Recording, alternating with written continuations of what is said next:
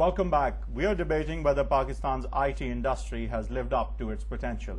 Let's go to our first question that comes to us from Karachi.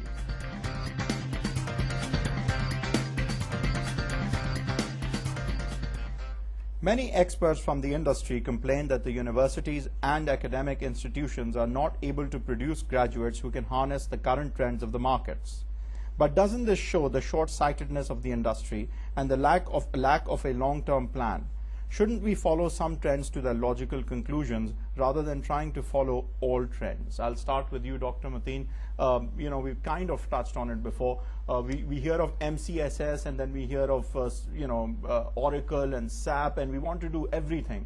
We don't want to master anything, but anything that comes up in Silicon Valley, and everyone here starts doing it like it's the thing to do. Should we not follow things to a logical conclusion, become masters at one, try to develop our industry in one certain aspect of the industry before going in all directions? I'll respond very quickly. First of all, the IT industry changes very, very quickly around the world. So simply saying I have a long-term plan, I'm going to stick to that plan, is perhaps suicidal. You need to change course or change direction very quickly. But at the same time, it is true that the Pakistani IT industry, and this is not just the government, it's also the IT industry, everybody together has not actually come up with a plan which should see us through for the next 3 or 4 years. Without that plan in place, indeed, you're going to be distracted by anything that comes up because you yourself do not know which direction you're going in. Right. Well, you admit the herd effect. That's your 30 seconds. And how do you respond to him? Also keeping in view, the folly of the government of not giving direction to this industry.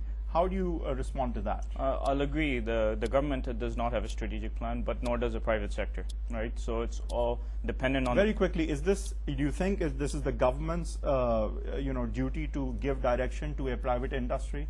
Well, there is a full ministry. Because there are incentives, like it's tax-free for the most part and everything else, but there isn't an intellectual direction that the government is willing to give, and you think it's their fault? Yeah, well, no, I'm not saying it's their fault. I'm saying that the government has invested in a full-time body called the Pakistan Software Export Board. Is it doing its job?